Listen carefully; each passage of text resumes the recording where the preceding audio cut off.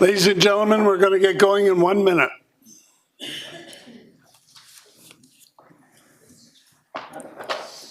Got everybody quietly, huh? I did.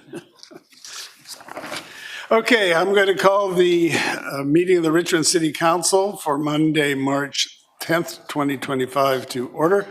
May I have a motion on the minutes? Discussion, all those in favor, opposed, carried. Madam Clerk, any agenda additions or deletions? None, Your Worship. Okay, so we have, to start off the proceedings, we have a presentation on the street banners. So we'll call forward staff, Alex Kernicki.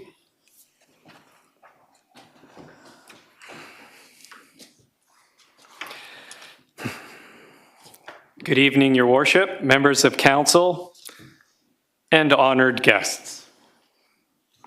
Tonight I have the privilege of presenting to you the winning designs for the City of Richmond's 2025 Street Banner Program. This program is an initiative of Partners for Beautification, a community engagement program that encourages Richmond residents to become actively involved in creating a vibrant, beautiful community. The city supports grassroots community involvement in its street banner program by encouraging residents of all ages and abilities to submit their creative designs by way of an annual street banner contest. The entries received in the banner contest celebrate the places, activities, and experiences that make Richmond beautiful and unique. This year, over 585 submissions were received, with original images reflecting one of the or more of the following themes: arts, culture, and heritage, community, diversity, island city, nature, play, sports and recreation, sustainability, urban landscape, and wildlife. A volunteer judging panel reviewed the submissions and were faced with the difficult task of selecting 20 designs as semi-finalists. Community members were then invited to vote for their favorite designs on the City of Richmond's Let's Talk Richmond portal. Over 6,700 votes were cast over the 2-week-long voting campaign, and after a long, hard-fought fight, the top 10 designs with the most votes will be unveiled tonight. Before this year's collection of banners is unveiled, I would like to recognize our volunteer judging panel for contributing their time and expertise in judging this year's contest. They are Laura Clock, Richmond-based mural artist and illustrator; Margaret D'Souza, local artist and chair of the Richmond Artists Guild; Opal Chen, our youngest ever judge and Richmond Arts 2024 Artist of the Year Award winner; Susan Germaine Ness, recognized by Richmond Cares and Richmond Gives as a star of Richmond 2023; and finally, Julia Rosenthal, president of the Richmond Photo Club. Similar to past years, each design is paired with a word mark banner reflecting the image's theme along with the city's logo. This word mark banner will be shown in the short videos we will be showing you this evening. The banners you see tonight will be installed in select areas of the city's city center and major gateways throughout Richmond, starting this week, and will remain in place until early 2026. This evening, each artist will receive a certificate of recognition, an honorarium, as well as a special bag made from recycled City of Richmond street banners. We will now recognize each artist and ask them to come up and stand beside their designs as they are called. After each banner is unveiled, I would ask them to remain standing beside their banner design for a photograph. Once the photograph is taken, we'll watch a short video profiling the banner winner, talking about their creative inspiration and reflections on their artistic process. Once the video has concluded, we ask the winner to please sit down before we ask the next winner to come forward. At this time, I will request His Worship Mayor Brody and Councillor Heed to take their place beside the first banner. Our first image this evening was submitted by Claire Scott and is titled London Farm. This is Claire's second year in a row to have her photograph profiled as a banner. Accepting on her behalf, on behalf of Claire, is her dear friend and fellow winner, Lisa Toffolo.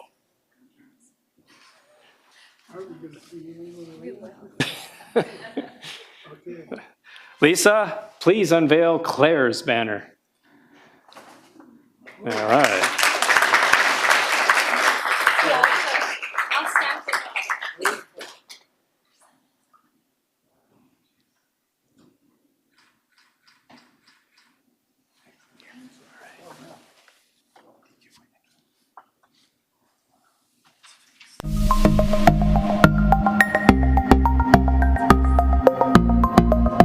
My name is Claire Scott, and it's London Farm.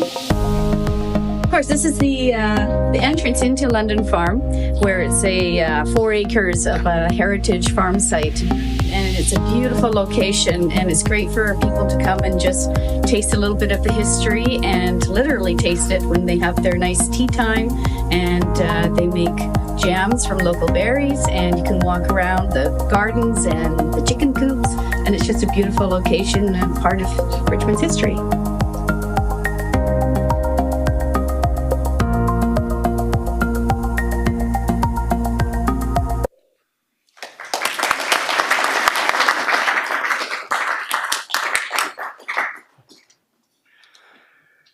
May I please ask Councillor Hobbs to come forward to present the next banner of the evening by Pawa Eng, titled Village Bikes.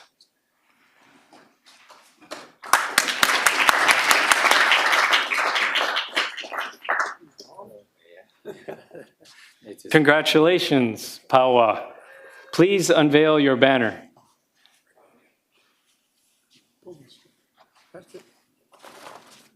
Whoa.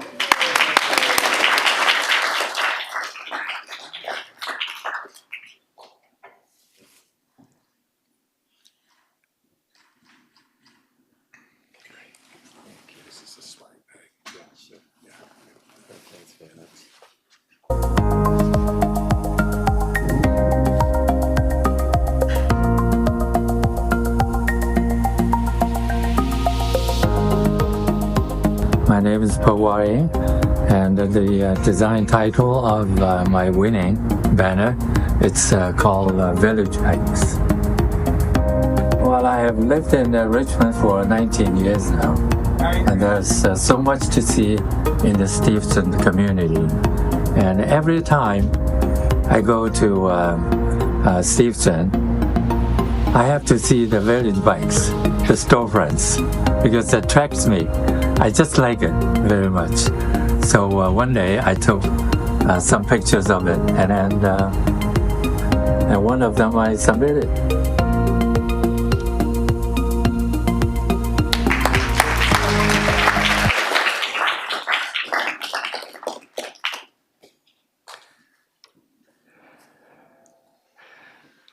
To present tonight's third banner, may I ask Councillor Liu to come forward. This next banner was submitted by Janice Cheng and is titled Fishing at Dawn.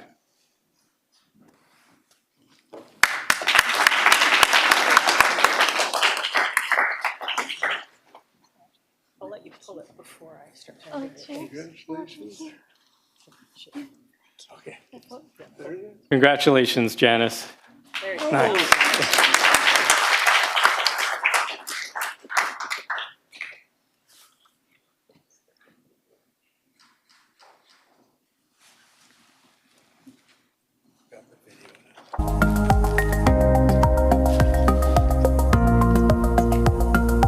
My name is Janice Chang, and the title is Fishing at Dawn. Yeah, so this shows the culture of the Steveston Fishing Village. It shows a fisherman at dawn casting his net into the water, and then there's I researched the different types of fish that are found here, so yeah, it shows the diverse species that we have. I was inspired by the fishing culture of Steveston.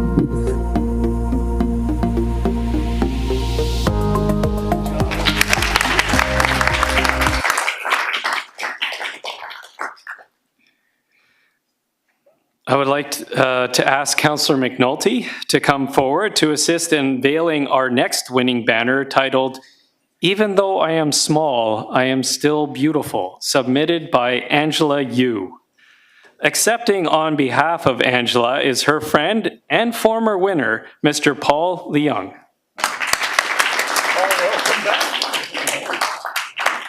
Let's put you pull this down. Paul, please unveil Angela's banner. Congratulations.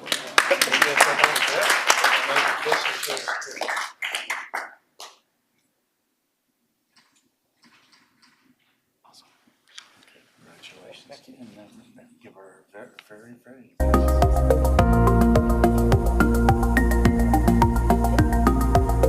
My name is Angela Yu.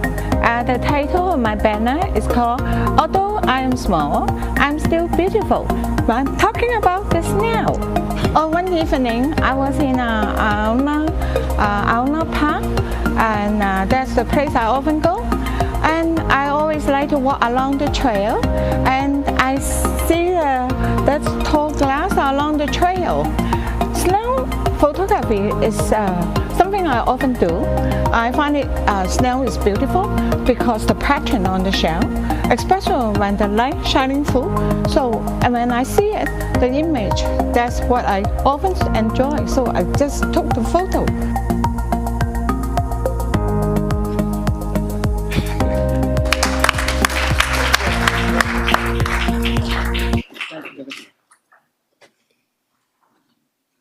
Mayor Brody will be presenting the next banner of the evening by Jesse Lee, entitled Terra Nova Slide.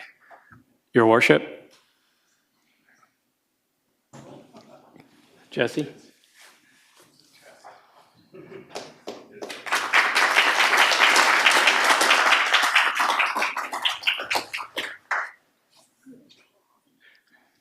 Jesse, please unveil your banner. Nice.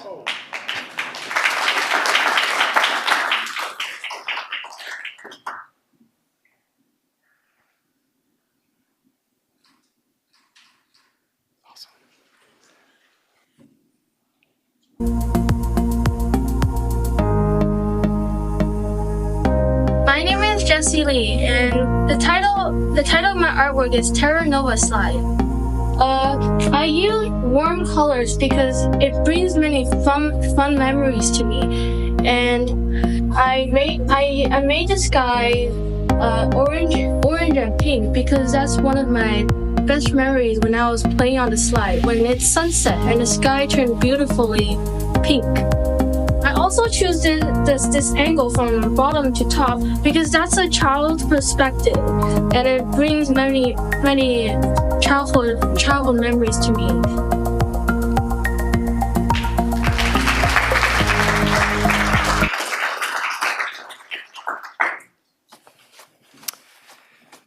May I please ask Councillor Au to join Mayor Brody to come forward to present the next banner of the evening by Hai He Se, titled Fishing at Sunset. And in case you're thinking to yourself, I have seen this guy before, you are not wrong. This is Hai He's third year in a row submitting a winning banner.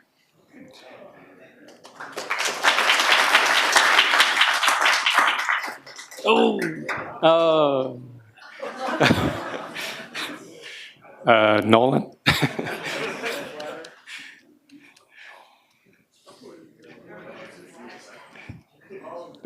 I think we have a stick.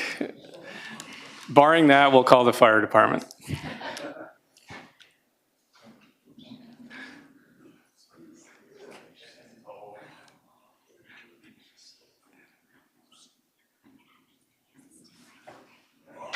Hey! Thank you, Nolan. All right.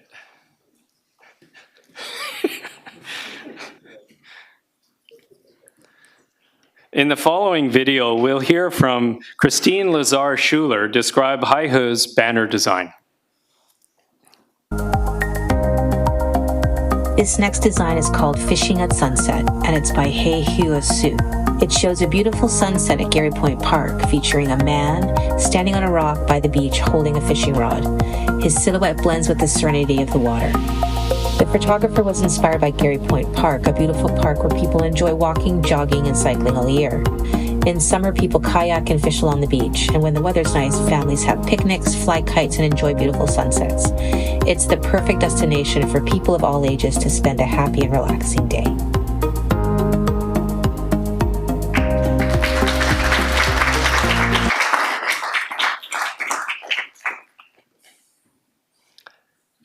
May I please ask Councillor Wolf to come forward to present the 7th banner of the evening by Leonard Maddy, titled A Steve's Cow. Leonard is away this week on a school trip. His father is here to accept the award on behalf of his son, Mr. Mike Maddy.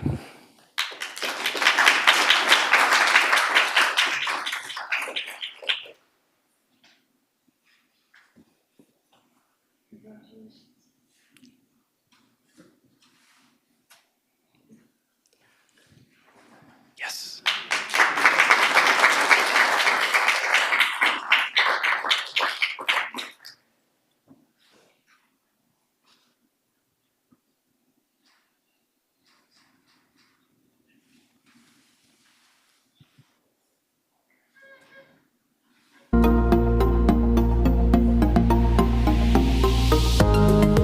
My name is Leonard, and my banner design is A Steve's Cow.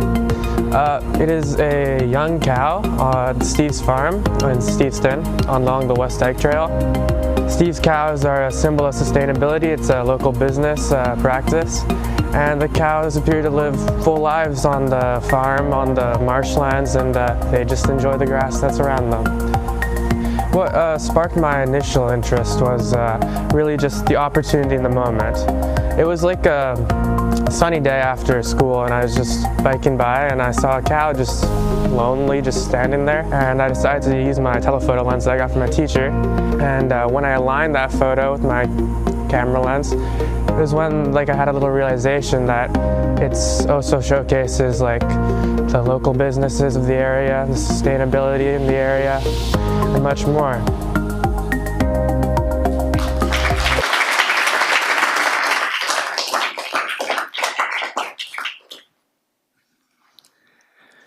To present the next banner, I ask Councillor Day to come forward for the unveiling of Van East Ho's design entitled Reflections.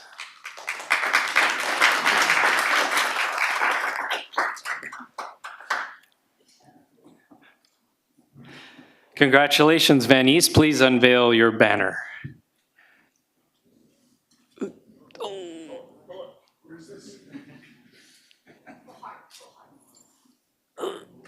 Yeah.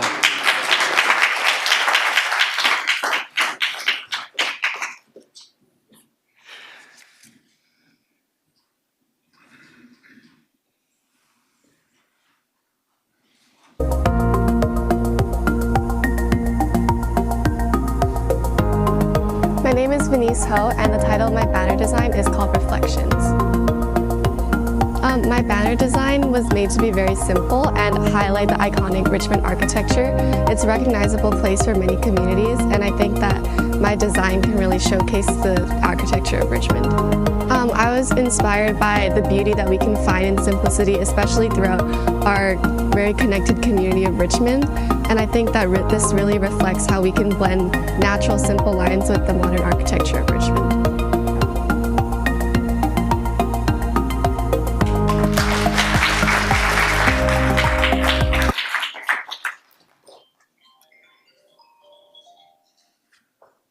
To present the next banner of the evening, I ask Councillor Gillanders to come forward to present Wide-Eyed and Wild by Micah Gruberman.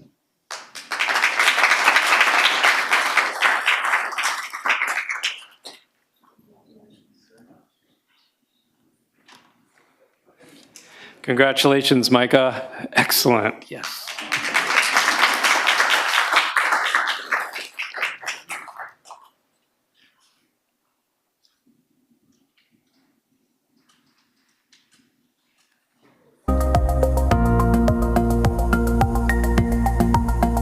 Yep, my name is Micah Groberman, and my photo here is called Wide-Eyed and Wild.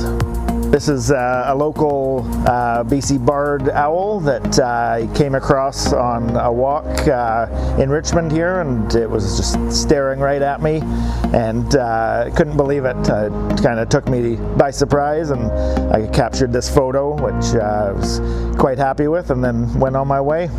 Whenever I go walking around Richmond, I usually have my camera and never know what will inspire me that day. Sometimes find a funky piece of wood, and sometimes a barred owl is staring back at you. And I just love the diversity and exciting wildlife we have around Richmond, and I hope it inspires people to protect that natural habitat and all the wildlife we have. And it was kind of the inspiration for this, was just getting out in nature and seeing what we have around our beautiful city.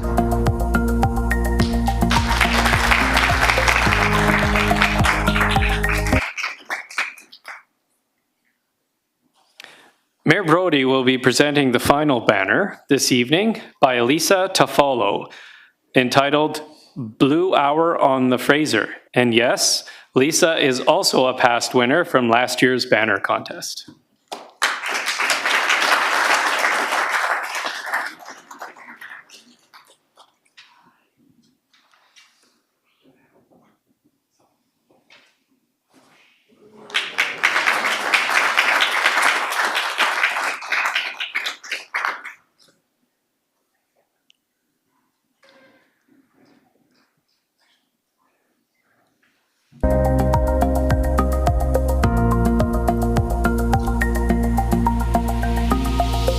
Hi, my name is Lisa Toffolo. The title on my design is Blue Hour on the Fraser. Richmond is such an incredible city. It's rich in beauty and maritime heritage, and the dock and the boats in this image show the city's deep connection to the water and fishing. Well, it was the most incredible evening on the water, and I was inspired by the fishing boats and the waterfront setting. As a lifelong Richmond resident, I feel a deep connection to Steveston and the beauty around it.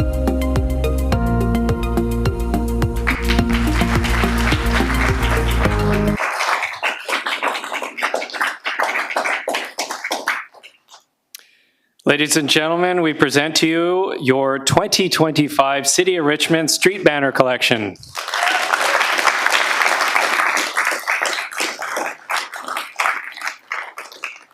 At this time, I would like to conclude the street banner unveiling ceremony. We would like to thank Mayor Brody and councillors for your continued support of the City of Richmond Street Banner Program. Thank you very much and have a good evening. Yeah, thank you, Alex, and thank you to all of the people who were participants or spectators or supporters. Let's give yourselves a round of applause again.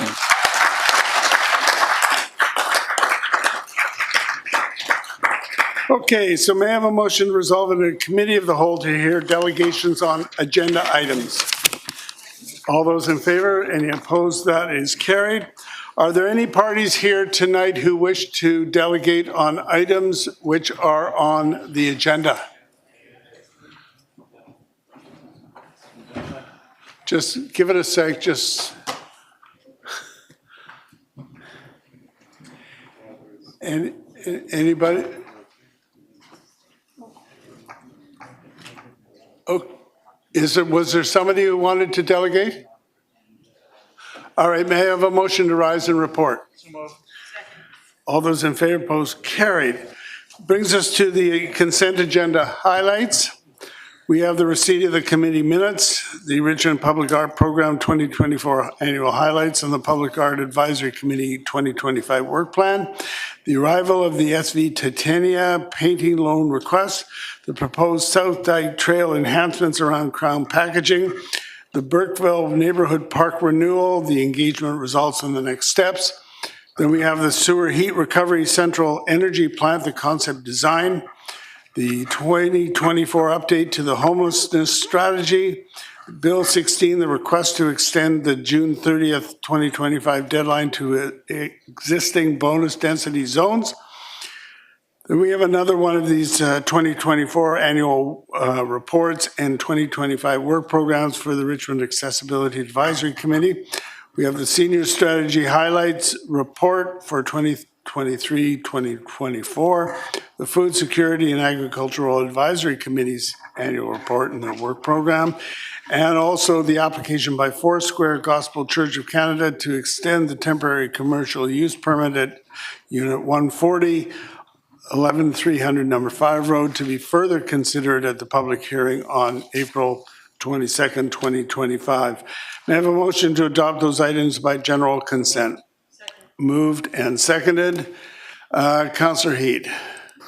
Yes, I just would like to make a comment about one of the issues on the consent agenda. I'm not asking for it to be removed. I will go with the recommendation at the end of the day, and this relates to the homeless strategy 2019 to 2029 update. And I'm not going to be asking any questions to staff, but I am going to make a comment because the strategy is not working. It will not work. If we think we've got this comprehensive strategy to deal with the ongoing homeless, unsheltered population in Richmond, we have really got to look in the mirror. And the point I want to make, from 2020 to 2023, we've seen the statistics, a 200% increase in deaths to the unsheltered population. I'm not sure what the number is for Richmond, but that's very, very concerning. Yes, we've gone through a crisis with fentanyl. We continue to go through that.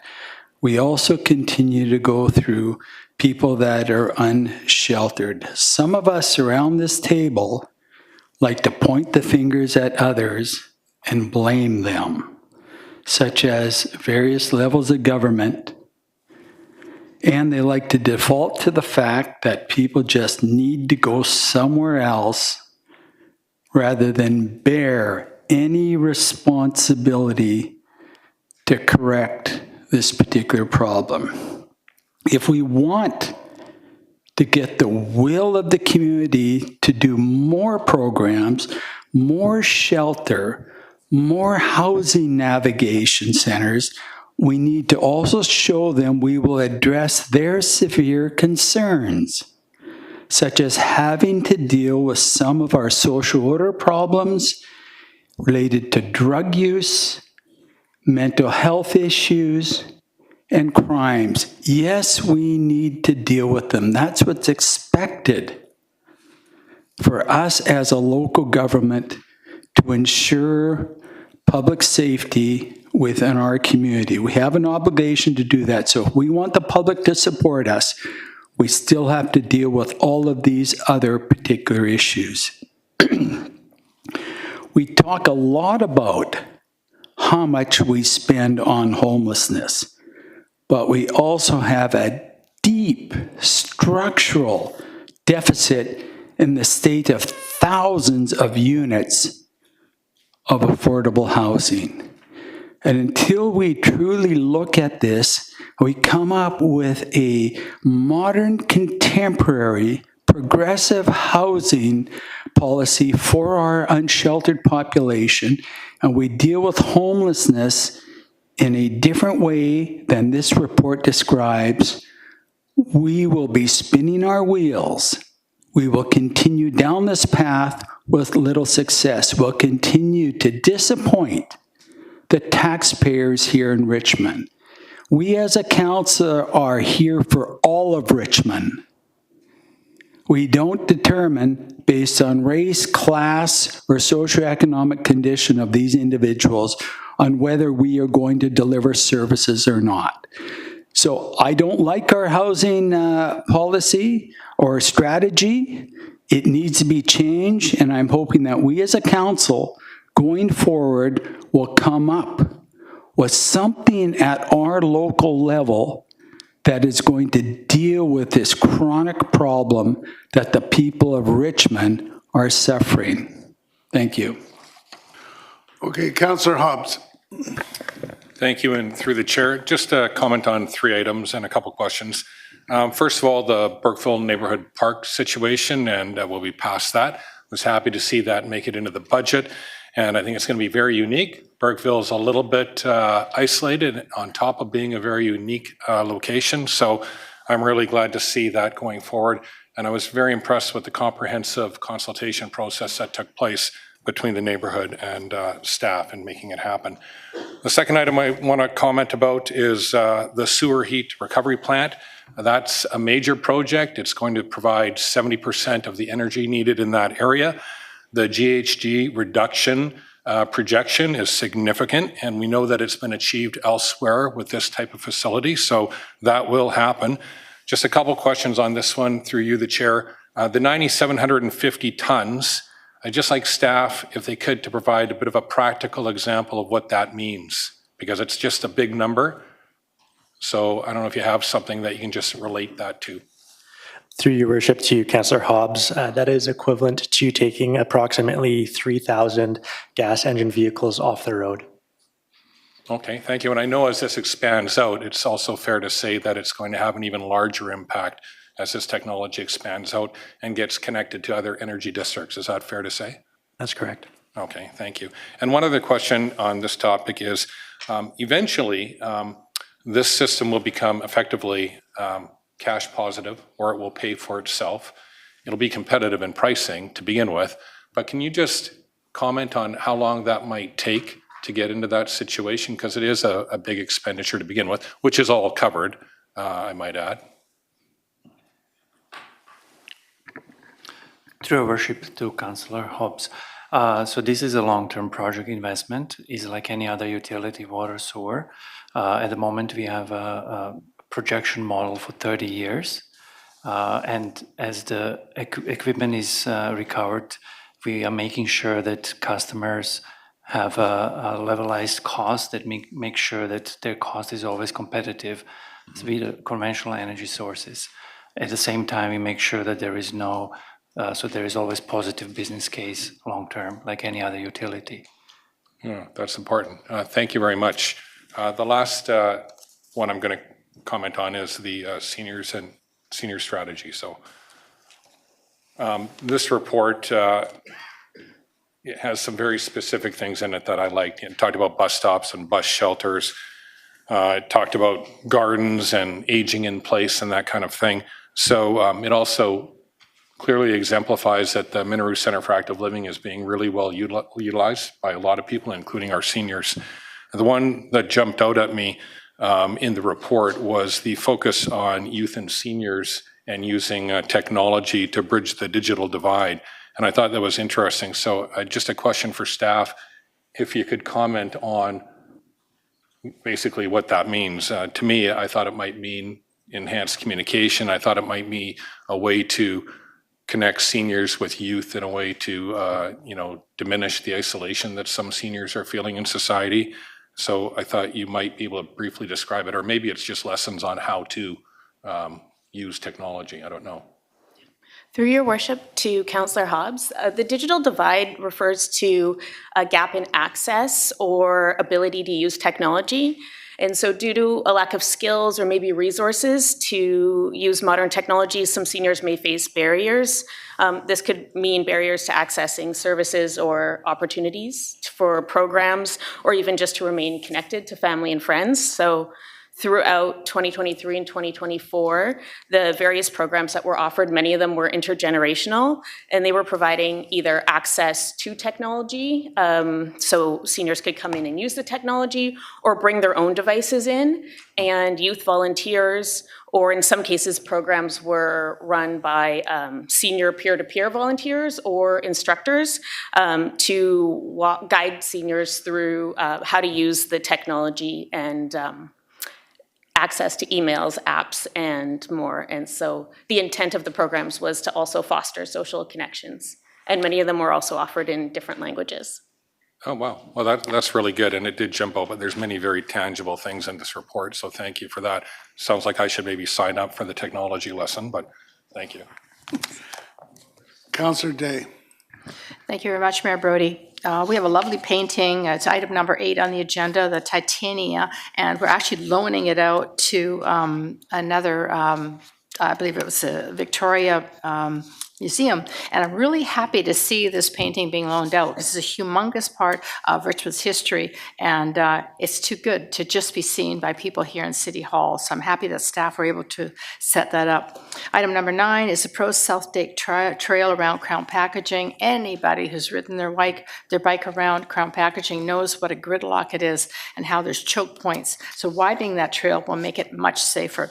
I'm not impressed with the price, but I guess it costs money to make things safe. Item number 10, and I do have a question of staff on this, is the Burkeville Neighborhood Park renewal. The park is on either side of Airport Road, and I'm concerned that children crossing from one side of the park to the other side of the park will be unsafe. What steps have staff taken to ensure that kids crossing from one side of the park to the other on Airport Road? Through your worship to Councillor Day, thank you for your question and comment. At this point in the report, staff has reached out to the community to suggest and ask for input in terms of the playground, the park, and the improvement they would like to see. One of the elements we'll be improving is all the concrete or the hard surface paving and trails and pathways around the area. So on this note, we'll also look for any improvement in terms of having a safe crossing with the Transportation Department to improve safety. Okay, thank you. In Safety Committee, I did mention this again, and one of the things they've done in other cities is they have a little tube at the side of the road on a post with a little flag. And you pick up the flag, you walk across the intersection, and you put it back in the tube on the other side. It's a simple, inexpensive idea, and I do think we need to raise awareness, mostly for kids. I think the motorists in that area are pretty good, but kids get excited and they start running from one side to the other, and just the action of stopping, picking up that flag and running across, walking across that crosswalk would help to slow kids down and make sure they're safe. So thank you. Number 11 is the sewer heat recovery project, which is super exciting. This is an energy plant that's going to be built close to the new Riverway Parkway, which is a brand new park on the river. We asked in committee for a better map, but I noticed on page 105 that we have the same map that we had in committee.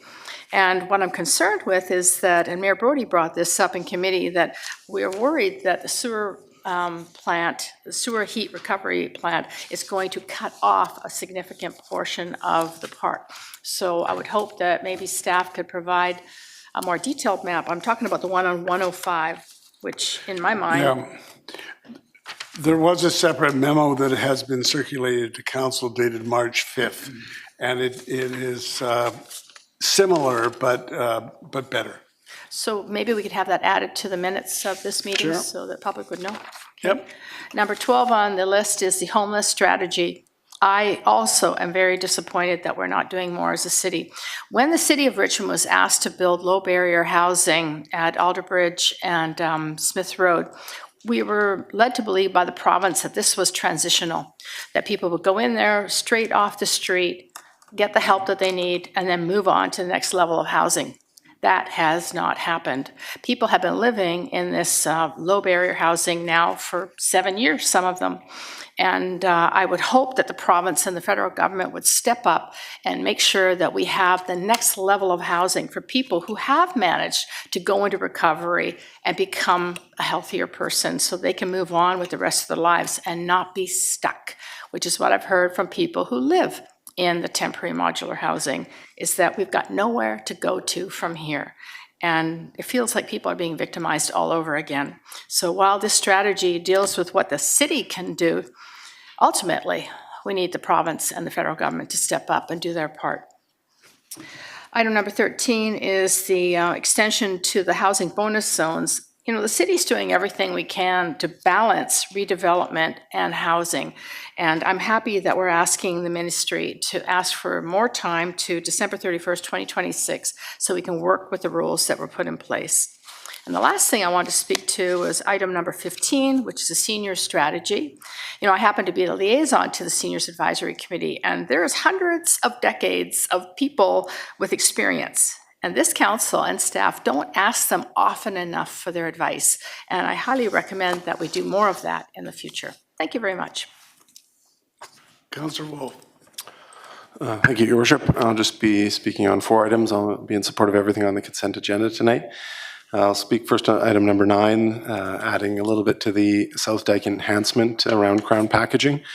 I support this. I know last time I've used it, I got scratched up a little bit, probably because I was observing the natural features of it, but the Himalayan blackberry and other invasive species are dominant amongst all of our parks, including this one, and does require some removal to help with that enhancement and widening of the path.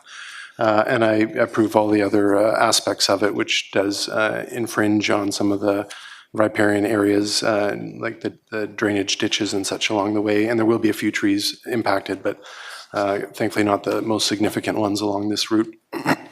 Sorry.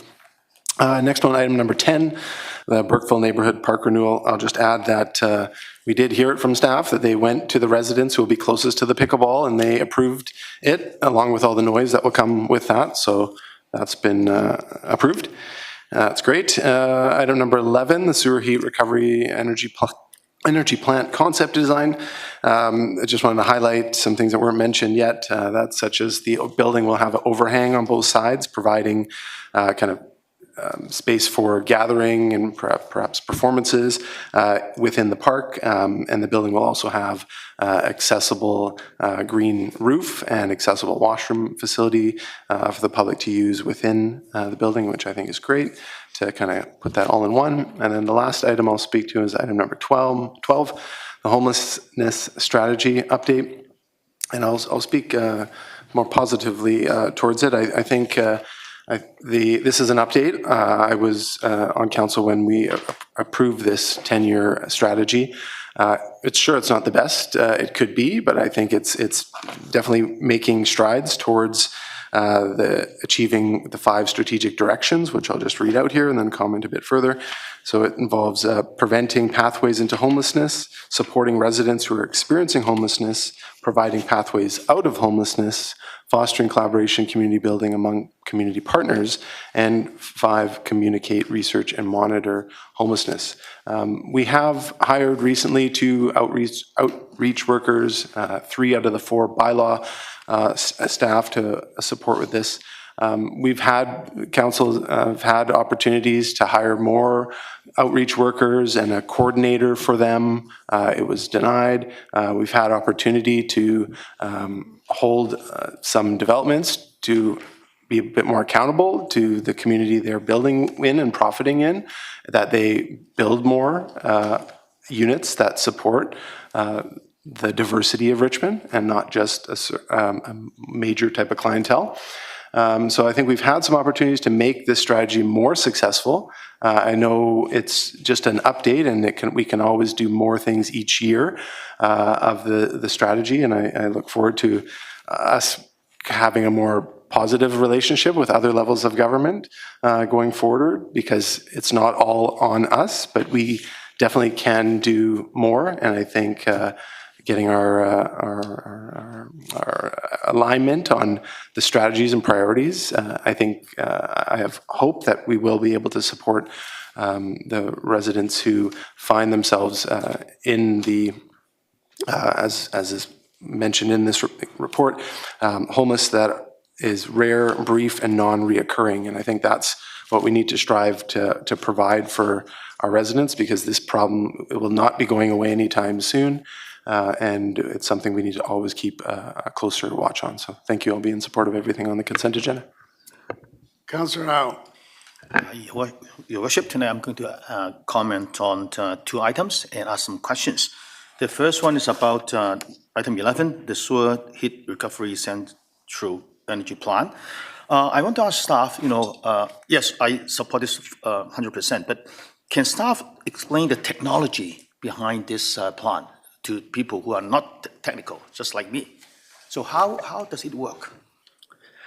Through your worship to Councillor Au, the primary technology behind this plant, utilizes what's called sewer heat recovery technology.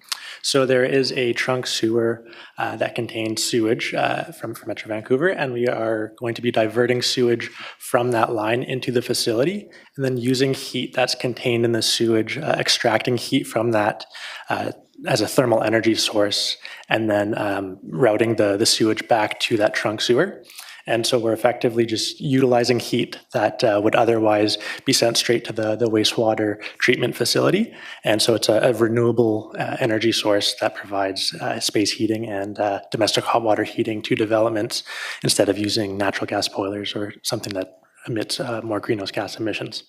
So has this kind of technology been used in other countries and other jurisdictions? Through your worship to you, Councillor Au, correct. It has been utilized in certain areas. For example, the Southeast Falls Creek neighborhood energy utility has been utilizing sewer heat recovery technology for about 15 years now. And fairly recently, they more than doubled the capacity of that sewer heat recovery technology. It's been working quite well. Other cities are also looking to incorporate sewer heat recovery technology just in the Lower Mainland, not to mention other countries. Okay, very good. My last question on this is about the financial impact. Now, staff, in your report, you said there's none, right? Financial impact. And I understand that perhaps the design and construction costs are being covered by grants being received from other different sources.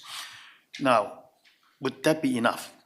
I mean, with inflation and other things, would the grants that we receive be able to cover the cost? And is there any possibility that the city might have to share some of the cost?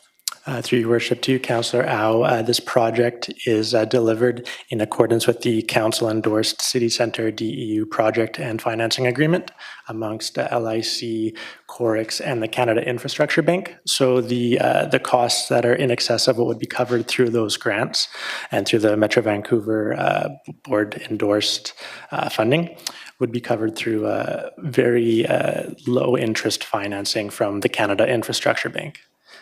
So in case, if because of the inflation and the increase of cost, that the corporation do not have enough funds to cover it, what would happen? Do we have to ask for more funding from other sources? Through your worship to Councillor Au, the funding sources that are provided through this three-party project agreement would be sufficient to cover the delivery of the project in a manner that ensures that we can keep DEU customer rates competitive with business as usual. Good, thank you.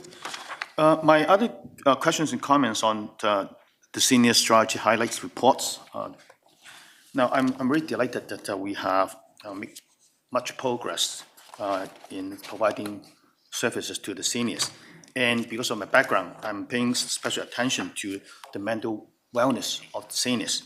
And I'm glad that, in the report you mentioned that in 2024, we have introduced a number of dementia-friendly initiatives. And my question is, apart from dementia, are we also moving into other areas of mental wellness of the seniors? Because we know that in Canada, we have a very high level or high number of seniors suffering different kinds of challenges. We have that 25% of Canadians suffering from emotional distress, 20%, with depression and things like that. And so, are we starting from here and moving more towards other types of mental health of the seniors? Through your worship to Councillor Au, the city works very closely with Vancouver Coastal Health on a variety of health-related initiatives. And recently there's been more focus on decreasing isolation and fostering more social connections in order to enhance mental wellness. And the Senior Centre and all of the community centres in Richmond also have senior-specific programming that is aimed at enhancing overall wellness and well-being, including mental health.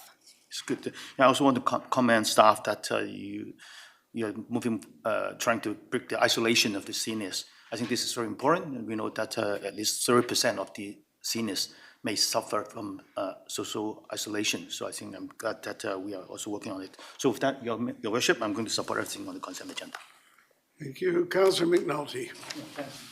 Thanks, Worship. I'll be brief. I've got 4 items I'd like to talk about. I'm very happy to support the Burkeville Playground. I hope we do the similar thing with Hamilton. I'm glad to see Burkeville get their dues after 77 years of coming into Richmond. It's extremely important that Burkeville get it, because the playground and the park that's there is the original park from 1945. I want to just say to staff, thank you very much.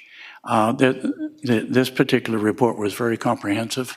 Whoever did it, with the graphs and all the comments from all the people who made a comment, that's the kind of stuff that we have to feedback that we'd like to get back from people to know what's going on and how they're feeling.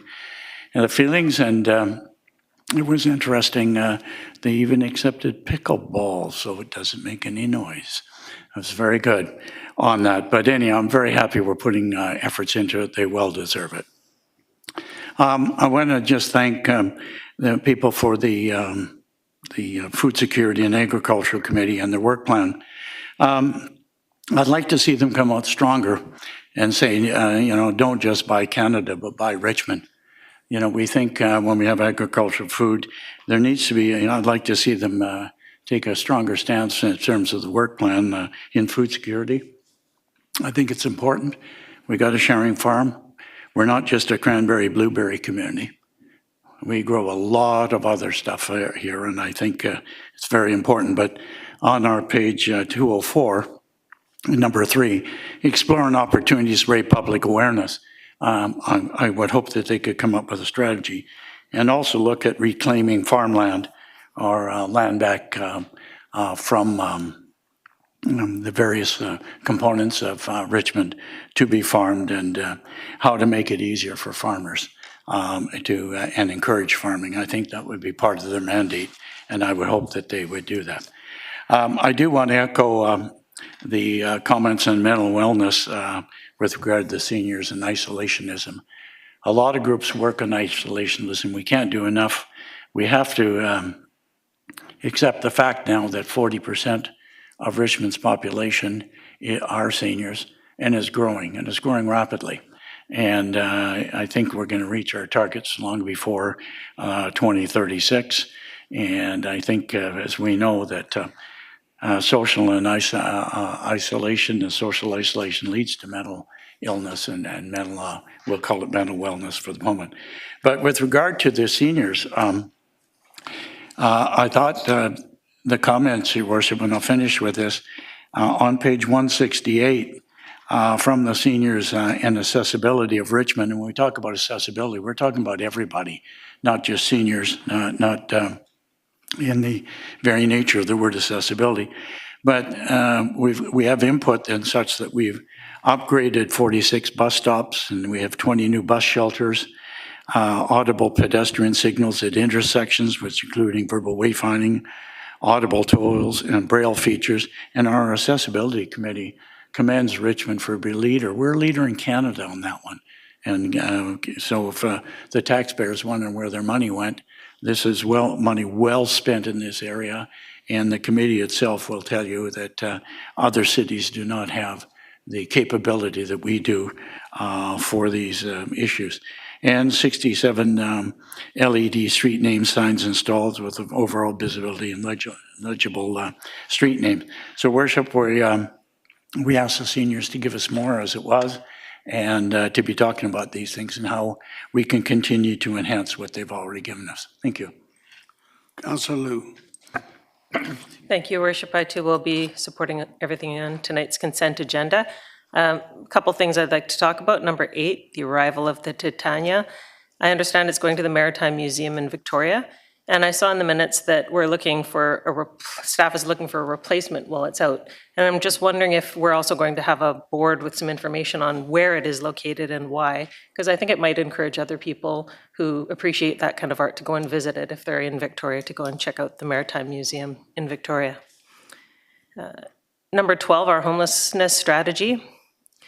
While I think there's room for improvement in it, I think our homelessness strategy is a broad document. It includes the concept of taking care of our unhoused into consideration in the case of emergency, like if we have a flood or something like that. So which staff or which people would go and check on these people, that kind of thing. I don't know that we're ever going to solve homelessness. I think everyone remembers back, late 70s, early 80s, the guy living with all his bags on the front of the library steps there, and he'd go and have a shower at the Centennial Pool every day. Everybody knew him.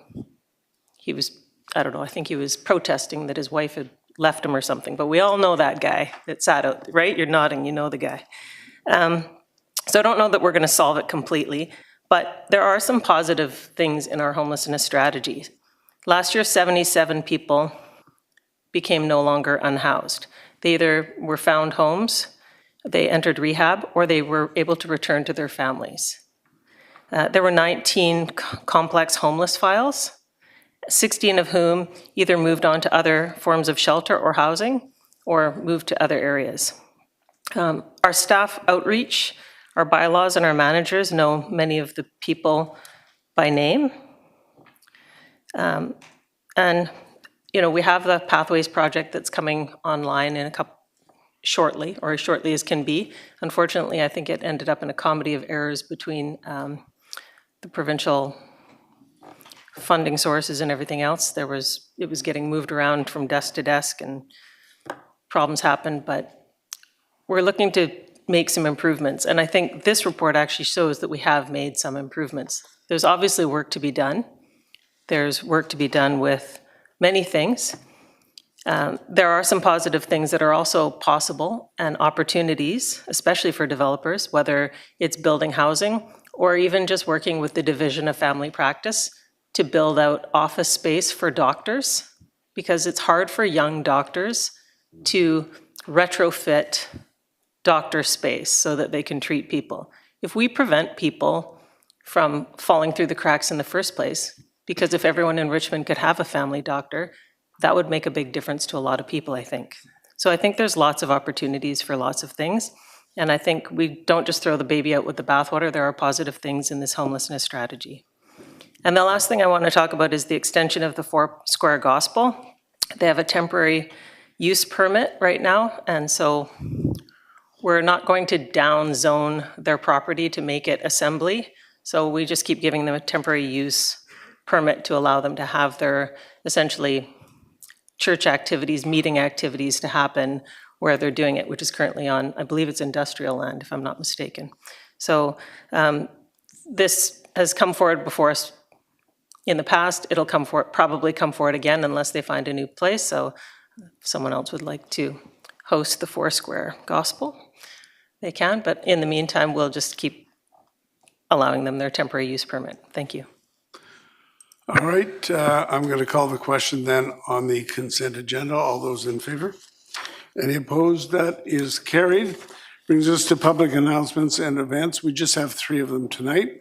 First of all, we're talking about the spring break. March 15th is the start of spring break. The city has a range of indoor and outdoor programs for children of all ages. Programs include crafts, music, fitness, dance, day camps, sports, and more. So if you want a complete list and to register, go to the city website /spring break. Then we have climate-friendly homes. The city is inviting owners of climate-friendly homes to take part in a special climate-friendly homes tour. That's going to be taking place April 26th. It's in partnership with Hydro, BC Hydro, and the Community Energy Association. The tour will see homeowners invite people into their homes to discuss the various climate-friendly features. So if you want to register your home, the deadline to register is Monday, March 31st. So go for details to climatefriendlyhomestour.ca. And finally, we have Let's Talk Richmond. The city has just launched 2 important engagements on Let's Talk Richmond. The first is to identify gaps in the local agri-food and seafood processing sectors that will help to guide development of the Richmond Food Hub. So you visit letstalkrichmond.ca /food hub for more information. And the second is the Lansdowne Parks and Open Space Master Plan. The city is seeking input to guide the detailed design and implementation of the future parks and open space on the Lansdowne Centre Shopping Mall property. So for that, visit letstalkrichmond.ca /Lansdowne Park for details. The deadline for the survey completion is Sunday, April 13th. With that, Madam Clerk, bylaws for adoption. Thank you, Your Worship. There are 5 bylaws for final adoption. The first one has noted opposition, and bylaws 2 through 5 have no opposition. Okay, so on the first one.